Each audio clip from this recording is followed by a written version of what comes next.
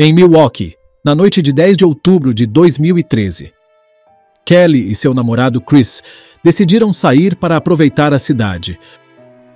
O plano era simples: visitar alguns bares locais, encontrar amigos e curtir a noite sem pressa. Começaram em um pub acolhedor, onde brindaram com cervejas artesanais e conversaram animadamente. A música ao vivo tornava o ambiente ainda mais vibrante.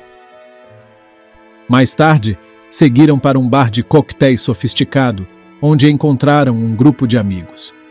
Entre risadas e histórias, o tempo passou rapidamente. Kelly adorava observar as luzes da cidade refletindo nas janelas, enquanto Chris, sempre atento, segurava sua mão com carinho. No dia seguinte, ninguém conseguiu se comunicar com Kelly. 2 dias depois, no dia 12 de outubro, amigos e familiares começaram a estranhar seu silêncio. Kelly, que costumava postar várias vezes ao dia nas redes sociais, não havia feito nenhuma atualização. Suas mensagens não eram respondidas e seu celular caía direto para o correio de voz. Nesse mesmo dia, sua chefe, Karen, estranhou sua ausência no trabalho. Sem conseguir contato com ela, ligou para Chris, que não atendeu, mas retornou a ligação por mensagem de voz. Ele afirmou que também não falava com Kelly há alguns dias e que talvez ela estivesse chateada com ele por alguma razão. No entanto, além da falta de atividade nas redes sociais, não havia registros de movimentações em seus cartões bancários ou chamadas em seu telefone. Com isso, a polícia foi acionada e uma investigação foi iniciada. Chris relatou que Kelly esteve em seu apartamento na Lafayette Tower antes de saírem juntos para buscar cocaína, mas voltaram de mãos vazias e decidiram sair a beber e encontrar amigos. E Kelly mencionou que teria folga no dia seguinte e pretendia treinar e descansar. Às 2h30 da manhã, câmeras de segurança registraram os dois voltando para o apartamento de Chris, conversando e rindo. Ele afirmou que, após usarem substâncias e terem relações sexuais, adormeceu na sala e que Kelly saiu do apartamento às 9 horas da manhã. Ele teria ouvido a porta bater e olhado no relógio. Karen, a chefe de Kelly, relatou à polícia que nos meses anteriores ao desaparecimento, Kelly parecia diferente. Ela havia perdido peso e seu desempenho no trabalho estava abaixo do normal. Em um episódio, chegou a ser dispensada por estar com os olhos vidrados e desorientada, o que atribuiu ao uso de um antialérgico em jejum. Apesar disso, amigos e familiares não viam motivos para um desaparecimento repentino. Com o passar dos dias, as buscas por Kelly se intensificaram. Folhetos com sua foto foram espalhados pela cidade, e sua chefe continuou a contatar Chris em busca de respostas. Em um encontro na loja, Karen disse que, ao vê-lo, teve uma forte reação. Chris estendeu a mão e disse: "Sinto muito pelo que você está passando." O que lhe pareceu uma frase estranha, vinda do homem que Kelly considerava seu namorado. Ele não demonstrava preocupação e, segundo ela, sequer parecia precisar de consolo. O que teria acontecido com Kelly? Por que seu namorado parecia despreocupado? Saberia de algo que ninguém sabia? Assim se iniciou o caso de Kelly Dwyer. Um caso que levou meia década em ser resolvido. Então vamos a mais um caso de mistérios resolvidos.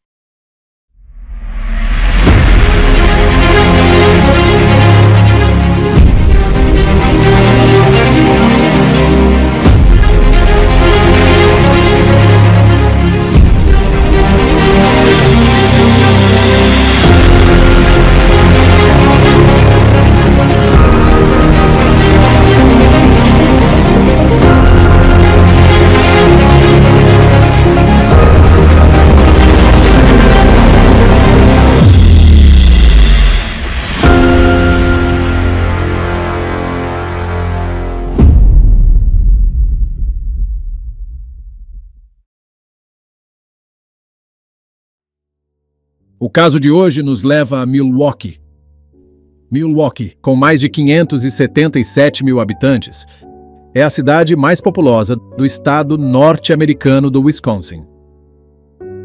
É sede do Milwaukee Bucks, time de basquete da NBA.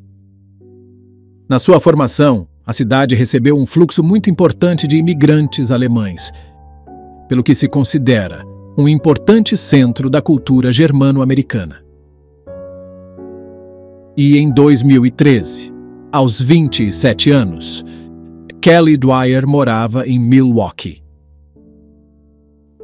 Kelly Elizabeth Dwyer nasceu em 27 de setembro de 1986, na cidade de Chicago. Filha de Tony e Maureen Dwyer, sua família se completava com uma irmã mais nova. Em 2002, o mundo de Kelly ficou de cabeça para baixo quando Tony e Maureen Dwyer disseram às suas filhas adolescentes que estavam se divorciando. O rompimento foi finalizado um ano depois, 16 meses antes de Kelly se formar na Adlai E. Stevenson High School, no subúrbio de Lincolnshire, ao norte de Chicago. Kelly havia dividido seu tempo no ensino médio entre tênis, jornais e clubes de anuário. Agora tudo isso, mais a escola em si e a família nuclear em que ela cresceu, se foram. Ela se afastou por um tempo depois do ensino médio. 4 anos depois, ela foi para Milwaukee e então se encontrou. Trocou o tênis por yoga e conseguiu um emprego como educadora na moderna loja de artigos esportivos Lululemon. No início de 2012, ela se esforçou para dar aulas de yoga na Core Essence e cuidar dos 2 filhos do chefe e restaurador Thomas Hoke. Em setembro de 2013, seu pai a visitou em Milwaukee. Ele ficou orgulhoso da filha. Ela estava envolvida e encorajada por seu trabalho na Lululemon, tendo retornado recentemente de uma viagem de negócios para um seminário de desenvolvimento pessoal. Sempre ocupada e social, equilibrava 3 empregos e frequentemente saía com amigos para aproveitar a vida noturna local.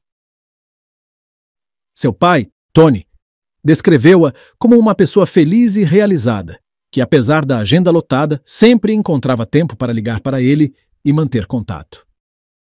Kelly era extremamente otimista e tinha um grande círculo de amigos. Também era ativa nas redes sociais e em aplicativos de namoro. Por cerca de 1 ano, mantinha um relacionamento com Chris Sacco, um executivo de TI de 38 anos. Kelly contou ao pai que estava encantada com Chris. Então, em 12 de outubro de 2013, Kelly desapareceu, 2 dias depois de sair com seu namorado, Chris, por alguns bares locais. Amigos e familiares estranharam seu silêncio nas redes sociais e a falta de contato. Sua chefe, Karen, também notou sua ausência no trabalho. E, ao contatar Chris, ele afirmou que não havia há alguns dias. A polícia foi acionada e iniciou uma investigação. Chris relatou que Kelly esteve em seu apartamento antes de saírem para beber e que ela saiu do apartamento pela manhã. Karen, por sua vez, relatou que Kelly parecia diferente nos meses anteriores ao desaparecimento, com perda de peso e desempenho abaixo do normal no trabalho. As buscas por Kelly se intensificaram com o passar dos dias, com folhetos com sua foto sendo espalhados pela cidade. A polícia passou a considerar Chris como peça-chave no caso. O pai de Kelly relatou que a filha era obcecada por ele, mas que ele nunca teve uma boa impressão do rapaz. Chris, que dizia estar com Kelly há 1 ano, era difícil de contatar e parecia esconder aspectos de sua vida. De fato, a investigação revelou que há 3 anos e meio ele mantinha um relacionamento secreto com outra mulher, chamada Megan, que acreditava que eles estavam a caminho do casamento. Além disso, a mãe de Chris afirmou que ele nunca mencionou Kelly. As imagens de segurança do prédio foram analisadas. e nenhuma delas mostrou Kelly saindo do apartamento na manhã seguinte, como Chris alegava. Isso levantou suspeitas, pois seria impossível que ela deixasse o prédio sem ser registrada por pelo menos uma das 28 câmeras instaladas no edifício. A polícia intensificou a investigação e voltou ao apartamento de Chris, que continuava alegando que seu relacionamento com Kelly era casual e que eles apenas se divertiam juntos. Então, com mais de uma semana desde o desaparecimento de Kelly Dwyer, a polícia trabalhava para reunir provas concretas e entender o que realmente aconteceu naquela noite fatídica. A última pessoa que se sabia ter visto Kelly a viu no prédio onde ela e Chris estavam. As câmeras mostraram o casal entrando no prédio pouco antes das 3 horas da manhã. Se ela tivesse saído às 9 horas, como Chris afirmou, teria sido vista por alguma câmera. A polícia decidiu então analisar as imagens de segurança. A emissora local de notícias, a WN2, estava ao vivo em Milwaukee com os detalhes do caso. A notícia mais recente era que a mãe de Kelly Dwyer planejava ir a Milwaukee naquele dia para se encontrar com a polícia entre 10h30 e 11 horas e que pretendia falar com a imprensa. Na região leste de Milwaukee, cartazes com a foto de Kelly estavam espalhados por diversos estabelecimentos. O prédio de apartamentos onde Kelly foi vista pela última vez fica na esquina da Winder com a Prospect. Uma semana depois que Kelly foi dada como desaparecida, a polícia voltou ao apartamento de Chris em busca de pistas. Ele não parecia particularmente preocupado. Afirmou que o relacionamento deles era muito mais casual do que Kelly dizia. Segundo ele, eles saíam algumas vezes por semana e tinham uma relação de amigos com benefícios, enquanto Kelly o chamava de namorado. Chris também disse que Kelly estava saindo com outras pessoas e que não havia desativado seus perfis em aplicativos de relacionamento. Também forneceu alguns nomes de pessoas que ele achava que poderiam estar por trás do desaparecimento dela. Amigos de Kelly disseram que ela estava muito mais envolvida com Chris do que ele com ela, e que era evidente que ela queria um relacionamento mais sério. Sabendo que ele não queria o mesmo, ela mantinha suas opções em aberto e continuava usando aplicativos de relacionamento de vez em quando. Chris admitiu que naquela madrugada usara substâncias com Kelly, mas disse que não havia nada de ilegal ou nefasto acontecendo. Kelly teria saído naquela manhã, e isso era tudo que ele sabia. Enquanto os detetives conversavam com ele, um deles recebeu uma mensagem de um oficial que estava verificando as câmeras do prédio. A mensagem dizia simplesmente: ela não saiu. Kelly não havia sido vista por nenhuma câmera, em nenhuma saída do prédio. Ela havia entrado, e isso era tudo o que eles tinham. Isso era obviamente alarmante. Quando mencionado isso, Chris pediu um advogado e deu por encerrado o interrogatório. A polícia obteve um mandado de busca para o apartamento de Chris e continuou investigando. Eles encontraram muito mais do que esperavam. Além das grandes quantidades de substâncias e a parafernália para seu uso, em vários discos rígidos e CDs, encontraram material de abuso infantil, mostrando vídeos de crianças de até 2 anos de idade. A polícia disse que era repugnante, algumas das coisas mais perturbadoras que já tinham visto. Os investigadores também encontraram um vídeo no celular de Chris, onde ele havia filmado Kelly durante um ato na cama, em que ela estava com dificuldades para respirar e em apuros. Ela estava amarrada e vendada. Isso foi apenas 3 semanas antes de 11 de outubro. Os detetives não conseguiam sequer dizer se ela estava totalmente consciente, muito menos se sabia que estava sendo gravada. Encontraram mais fotos de Kelly, e estas definitivamente a mostravam completamente inconsciente.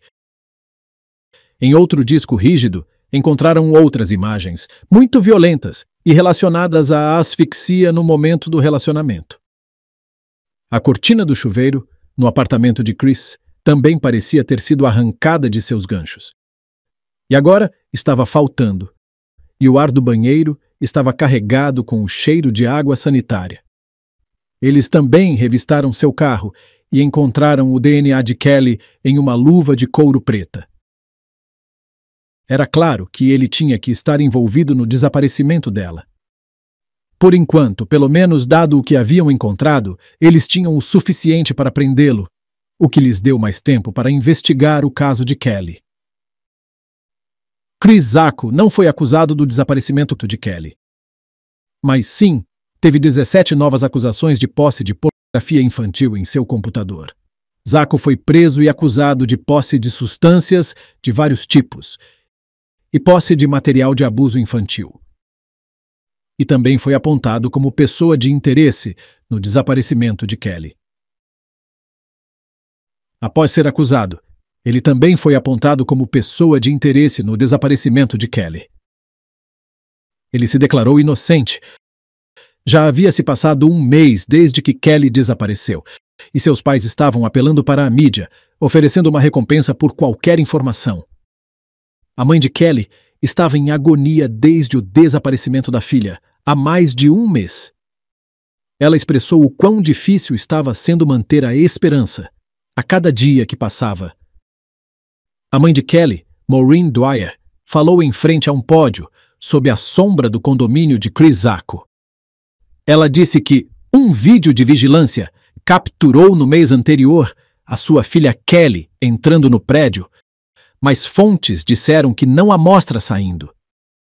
Ela expressou frustração, mas continuou esperançosa de que encontrariam sua filha, afirmando que não desistiriam e que ainda estavam considerando o caso como uma investigação de pessoa desaparecida. A polícia acredita que Zacco pode ter sido a última pessoa a vê-la viva. A mãe de Kelly falou sobre o relacionamento deles, mencionando que eles estavam juntos há quase um ano. Uma recompensa estava sendo oferecida no caso. A família afirma que o dinheiro iria para quem fornecer informações suficientes que os levem a descobrir o que aconteceu com Kelly. Megan, namorada de longa data de Chris, viu as notícias de sua prisão e do fato de terem o apontado como pessoa de interesse. Ela sabia que tinha que se apresentar. Ela disse que o viu nos dias seguintes ao desaparecimento de Kelly e que o comportamento de Chris estava estranho, para dizer o mínimo.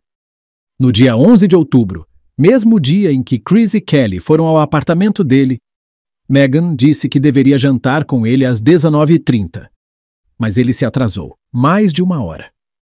Ele não deu desculpas, além de dizer que estava com problemas no telefone e não havia recebido suas ligações. Ele parecia agitado, nervoso e inquieto, mexendo constantemente no celular e sem realmente conversar.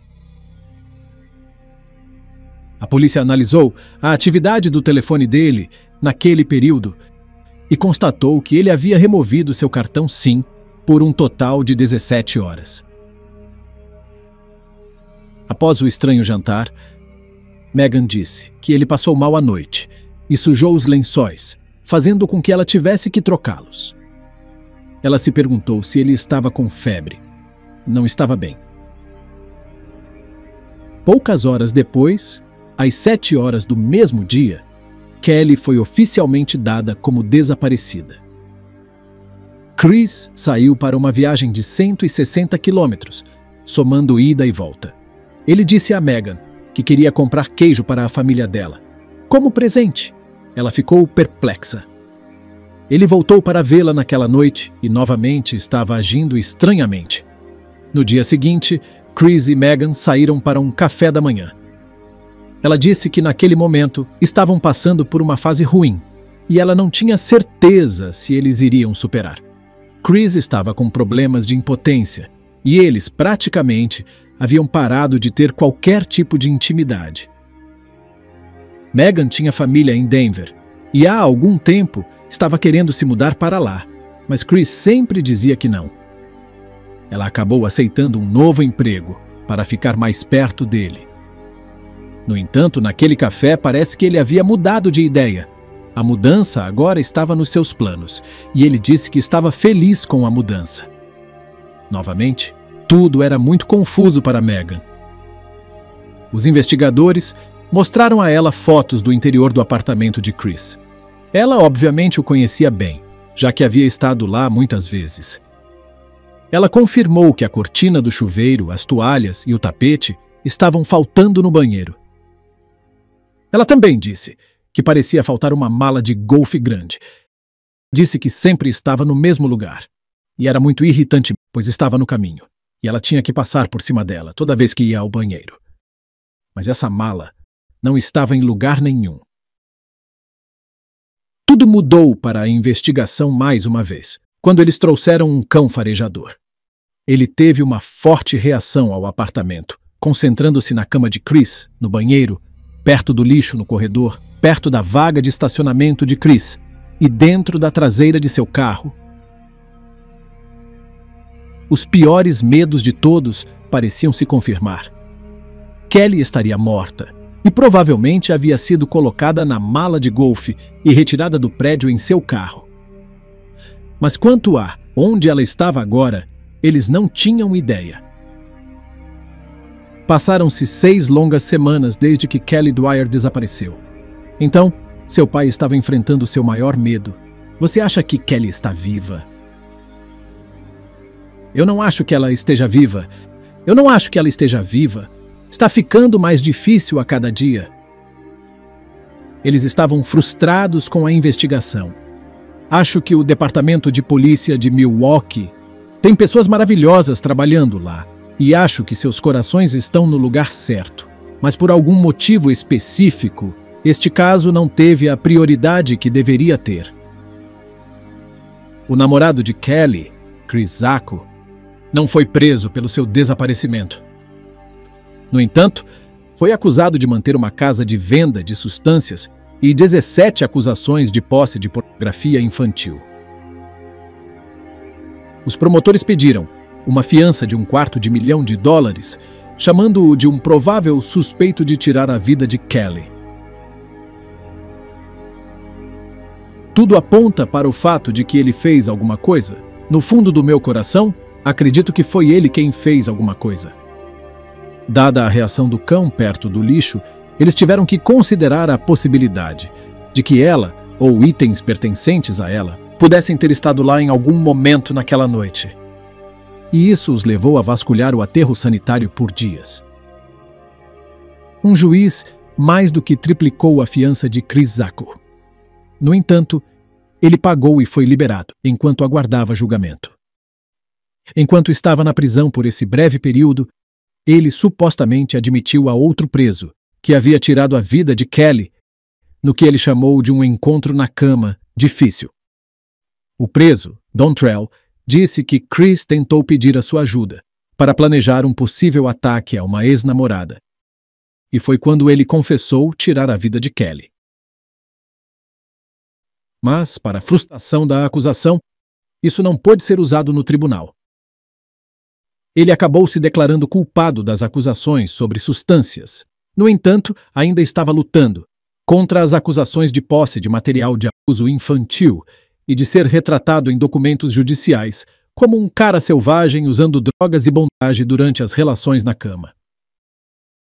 Chris Sacco estava bastante calmo no tribunal durante a audiência. A defesa, no caso envolvendo Chris Sacco, conseguiu uma prorrogação de prazo junto ao tribunal para analisar o disco rígido do acusado.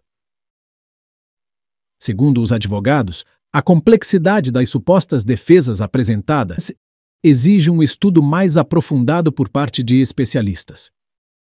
A análise técnica, no entanto, só poderá ser realizada em instalações controladas pelo Departamento de Polícia, o que demandará tempo adicional. O juiz Barovski, responsável pelo caso, concordou em conceder à defesa alguns dias extras para a conclusão dos trabalhos. A decisão foi tomada após a defesa argumentar que a natureza técnica do material exige um ambiente específico e a presença de especialistas qualificados. Em abril de 2014, ainda sem sinal de Kelly, sua investigação foi reclassificada como um caso arquivado. Sua família e amigos ficaram devastados. Um caso de pessoa desaparecida já é difícil o suficiente, mas ouvir as palavras "caso arquivado" traz uma nova série de emoções. O caso alguma vez seria resolvido? Algum dia encontrariam Kelly Dwyer? Uma data de julgamento foi marcada para Chris Zacco. A mãe de Maureen Dwyer, avó de Kelly, levantou-se ao amanhecer para garantir que Maureen estivesse nesta audiência judicial para Chris Zacco. Durante a audiência, uma data de julgamento em junho foi marcada. Embora as acusações não estejam relacionadas ao desaparecimento de Kelly, a família de Dwyer está esperançosa de que haja alguma resolução em breve. Ele fez algo com Kelly, e nós sabemos. Nós queremos que ele nos conte sobre isso. Ele é culpado de pecado. É um processo lento e ele está andando livre. Enquanto você sabe, Kelly está morta. Alguns meses depois, Chris foi considerado culpado em 16 das 17 acusações que havia naquele momento. O desaparecimento de Kelly não pode ser mencionado durante esse julgamento. Depois que ele foi considerado culpado, a promotora Sarah Hill invocou o envolvimento de Chris no desaparecimento dela na preparação para sua sentença. Foi um fator em sua sentença, até certo ponto, um fator que eu argumentei ser relevante para seu caráter, disse ela. Ele foi sentenciado a 19 anos de prisão. Sua mãe, Joyce, protestava sua inocência com unhas e dentes. Ela disse que não havia nada de estranho nos discos rígidos que haviam encontrado. Ela disse que, como um homem que trabalhava com isso, não era incomum apenas coletar equipamentos relacionados. Ela disse que ele havia pegado tudo de um emprego antigo e não teria ideia do que havia neles. Com o caso agora arquivado e a polícia concentrando sua atenção em outro lugar, a família de Kelly contratou um investigador particular e ele começou a procurar em 3 grandes áreas de Milwaukee. Ex-parceiras de Chris tinham histórias muito alarmantes para contar sobre seus relacionamentos e vidas íntimas com ele. Elas falaram de relacionamentos inicialmente consensuais, que rapidamente tomaram um rumo sombrio. Chris repetidamente sufocava literalmente suas parceiras, e uma mulher disse que quase morreu. E isso foi apenas alguns meses antes de ele começar a sair com Kelly. Uma de suas ex disse que ela frequentemente lutava para se libertar dele, e às vezes ele apertava seu nariz para impedi-la ainda mais de respirar. Ela disse que continuou o relacionamento porque, em suas palavras, quando eu voltava a respirar, ele me elogiava muito e me dava muita validação e autoestima, dizendo que eu fiz um bom trabalho e que ele realmente me queria, que era meio que o que eu estava buscando. Ele fazia coisas sem consentimento, e em uma ocasião, ela genuinamente temeu por sua vida. Preocupada por se resistia, poderia estar em grave perigo. Ela descreveu um ataque íntimo horrível. E ficou tão traumatizada com isso, que nem queria que seu nome fosse registrado. Descobriu-se que Kelly costumava conversar com suas colegas de trabalho e amigas sobre gostar de uma vida íntima mais aventureira. Mas mesmo assim, o que eles tinham visto naquele vídeo, no telefone de Chris e naquelas fotos era preocupante e parecia um passo longe demais. Outra ex, conhecida apenas como Senhorita C, disse aos investigadores que ela conheceu Chris no Craigslist, uma página web. Ela queria um relacionamento casual, com roleplay de dominância e submissão, mas ela disse que Chris simplesmente ignorava sinais de alerta e palavras pedindo para parar.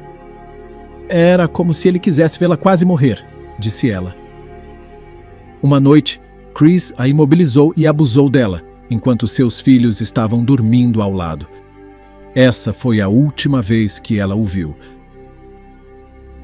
A polícia e a acusação Agora acreditavam que a única conclusão lógica e razoável era que algo assim havia acontecido com Kelly, e foi assim que ela perdeu a vida. Partindo do princípio de que ele havia se desfeito de seu corpo em 12 de outubro, quando ele supostamente estava dirigindo para comprar queijo em Madison, os detetives tinham 160 quilômetros para examinar. Era uma distância tão grande e esmagadora. Seu cartão de crédito mostrou que ele havia comprado um par de sapatos, no que teria sido o caminho de volta de Madison. Era um tiro no escuro, mas talvez seu corpo estivesse em algum lugar naquela área. Mas antes mesmo das buscas começarem, um residente ligou. Ele havia avistado o que parecia um crânio humano em uma área de vegetação rasteira, em um aterro em uma estrada rural sem saída.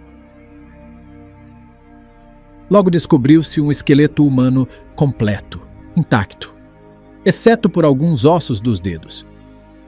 A perna direita estava girada para dentro e o braço esquerdo estava dobrado atrás das costelas e da coluna vertebral. Tony Dwyer, o pai de Kelly, disse que não está tirando conclusões. 10 anos de toda essa coisa tem sido tão doloroso, tão longo e impactado tantas pessoas que ter uma reação visceral sobre qualquer parte disso é, na melhor das hipóteses, prematuro. E nós fazemos o nosso melhor para não especular.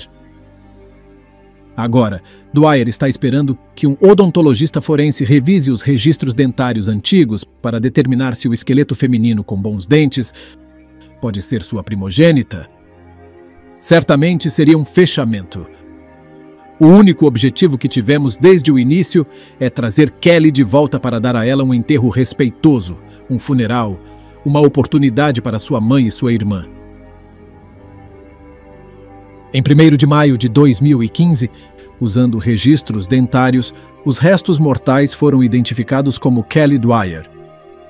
Embora a polícia não tenha sido quem a encontrou, seu palpite sobre sua localização estava certo. Ela estava a pouco mais de 16 quilômetros, de onde Chris havia comprado os sapatos. Ela estava desaparecida por 1 ano e meio, e agora sua família teve que sofrer com um grande período de espera, até que a análise forense possa determinar como Kelly Dwyer perdeu a vida. Haviam-se passado 19 meses desde que ela desaparecera. Como tanto tempo se passou, foi impossível determinar a causa. Amostras de solo sugeriram que seu corpo esteve no mesmo lugar durante todo o tempo. No entanto, o promotor do condado de Milwaukee, John Chisholm, e investigadores dos condados de Milwaukee e Jefferson se reuniram para discutir evidências e para onde a investigação seguiria a partir daqui. Há muito trabalho a ser feito ainda e não temos muitas respostas. Amigos se lembravam de Kelly. Tenho certeza que é um alívio para sua família ter pelo menos algum encerramento para que eles possam começar seu processo de cura. Com uma identificação positiva, a investigação agora pode ser reclassificada como um homicídio ativo. Nos próximos 2 anos, continuaram a coletar mais evidências, depoimentos de ex-namoradas, dados de telefones e etc. Acreditavam que a linha do tempo dos eventos era esta. Em 11 de outubro, em algum momento entre 3 horas e 7 horas, depois de matar Kelly, ele embrulhou seu corpo em sua cortina de chuveiro e forçou seu corpo em sua mala de golfe de viagem. Então levou a mala para sua área de estacionamento subterrânea e a colocou na traseira do carro. Isso aconteceu justamente quando um ventilador grande estava bloqueando a câmera de segurança que apontava para sua vaga de estacionamento. Às 10 horas e 6 minutos, Chris saiu de seu prédio de carro e 2 minutos depois, o telefone de Kelly, que nunca foi encontrado, fez sua última conexão com uma torre de celular que atendia a área do apartamento de Chris. Às 10 horas e 22 minutos, Chris voltou para seu apartamento de carro. Parecia provável que durante esses 10 minutos ou mais, ele havia se desfeito de seu telefone. Horas depois, por volta das 18h15, Chris novamente saiu de seu prédio com o equipamento esportivo, que ele queria deixar na casa de sua mãe. Entre 16 e 19, ele removeu o cartão SIM de seu telefone, que permaneceria assim pelas próximas 17 horas. Às 20h45, mais de uma hora depois, Chris se encontrou com Megan e alguns amigos para jantar, e passou a noite no condomínio de Megan. Enquanto isso, seu carro permaneceu estacionado do outro lado da rua, com o corpo de Kelly ainda dentro. Às 7h30 de 12 de outubro, Chris partiu para uma viagem de 160 quilômetros, ida e volta, até Madison, dizendo que estava comprando queijo para os pais de Megan. No caminho de volta, ele se desfez do corpo dela, usando a luva preta para empurrá-la para uma área arborizada. A mala de golfe, a cortina de chuveiro, o tapete do banheiro, as toalhas e as roupas de Kelly nunca foram encontradas. Ao meio-dia, com Kelly agora fora de seu carro, ele colocou seu cartão SIM de volta em seu telefone e dirigiu mais 20 quilômetros, até uma loja onde comprou o par de sapatos. Então começou a receber mensagens e ligações de pessoas como Karen, chefe de Kelly, e ele até se deu ao trabalho de enviar algumas mensagens para o telefone de Kelly, perguntando se ela estava bem. Ele então dirigiu de volta para a casa de Megan e passou a noite lá, antes de sair para um café da manhã no dia seguinte e perguntar se ela queria se mudar com ele. Em 8 de maio de 2017, Chris Zacco foi formalmente acusado por tirar a vida de Kelly Dwyer sem intenção de fazê-lo e por estrangulamento e ocultação do cadáver. O caso ganhou novos contornos com as investigações do Ministério Público do Condado de Milwaukee, que reuniu depoimentos de 5 mulheres que tiveram relacionamentos anteriores com Zacco. Esses relatos revelaram um padrão de comportamento íntimo desviado, corroborado por uma denúncia detalhada de 16 páginas. Os promotores argumentaram que Zacco tinha tanto a oportunidade quanto o comportamento que o ligavam diretamente ao crime, e eliminaram qualquer outro suspeito de tirar a vida de Kelly. Apesar das evidências circunstanciais robustas, Zacco declarou-se inocente. Um detetive destacou que o caso era singular, exigindo que os juízes lessem nas entrelinhas dos fatos. O clima durante o processo era tenso, com os pais de Zacco defendendo-o veementemente. Seu pai questionou a lógica das acusações, argumentando que se Zacco fosse culpado, ele teria eliminado evidências incriminatórias antes do julgamento. Disse: "Considerando meu filho um homem com inteligência acima da média, considerando o que os investigadores da polícia teorizaram que ele fez em relação à senhorita Dwyer, ele não expurgaria imediatamente seu apartamento de qualquer contrabando ou materiais comprometedores e incriminatórios, antes do início de seu julgamento." Novos elementos agravaram o caso. Zacco foi flagrado em sua cela com pornografia violenta, reforçando seu perfil perturbador. No tribunal, testemunhas, incluindo colegas de Kelly e investigadores, compartilharam detalhes dolorosos. As imagens de vigilância tornaram-se centrais. O detetive Eric J. Branson apresentou vídeos mostrando Zacco carregando uma mala de golfe, supostamente usada para remover o corpo de Kelly. Os promotores argumentaram que o vídeo, combinado com a reação de um cão farejador, confirmava a existência de um objeto suspeito. A defesa contestou, alegando que as filmagens não mostravam uma ligação direta entre Zacco e a morte de Kelly. Outro ponto controverso foi o uso de dispositivos eletrônicos. Durante 17 horas, o telefone de Zacco esteve desligado, com o cartão SIM removido. A defesa tentou explicar isso como uma coincidência. Mas a contradição surgiu quando se descobriu que Zacco fez uma compra com seu cartão de crédito durante o mesmo período, levantando dúvidas sobre sua suposta sofisticação tecnológica. As investigações mostraram que Kelly nunca foi vista saindo do prédio, cujas saídas eram monitoradas por câmeras. Os promotores argumentaram que seu corpo só poderia ter sido removido usando a mala de golfe, que não foi registrada sendo carregada para fora do edifício por Zacco.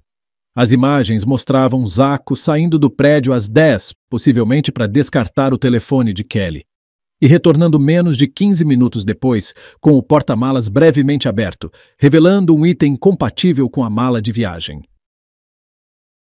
O caso também contou com depoimentos importantes, como o de Megan, que, entre outras coisas, testemunhou a existência da mala em que Chris teria colocado o corpo de Kelly. Após 9 dias de apresentações, o júri deliberou por 2 horas e concluiu que Zacco era culpado, condenando-o por estrangulamento e sufocamento, entre outras acusações. Na sentença, a defesa tentou minimizar a gravidade dos fatos, alegando que o relacionamento entre Zacco e Kelly era consensual e que ela teria retornado voluntariamente ao apartamento. Eles sugeriram uma pena de 22 anos, mas o juiz rejeitou a argumentação, enfatizando que a maneira como Zacco lidou com a situação demonstrava um caráter deplorável. O juiz optou por uma punição mais severa, condenando Zacco a 31 anos de prisão, seguidos por 19 anos de supervisão estendida, além de 19 anos por posse de material de abuso infantil e substâncias, o que provavelmente o manterá preso pelo resto da vida. Para a família e amigos de Kelly, a condenação trouxe um alívio parcial, mas a dor e o trauma permanecem. A mãe de Kelly, Maureen, descreveu o processo como devastador, destacando o isolamento emocional e a dificuldade de encontrar apoio. O caso serve como um lembrete sombrio dos horrores que podem ocorrer quando a desumanização e a busca por gratificação pessoal se sobrepõem ao respeito e à segurança das pessoas. O que você achou deste caso? O julgamento foi correto? Haveria Kelly perdido a vida por uma ação involuntária? Adoraríamos ouvir sua opinião na seção de comentários. E não se esqueça de curtir, compartilhar e se inscrever em nosso canal para mais cativantes histórias de crimes reais. E até o próximo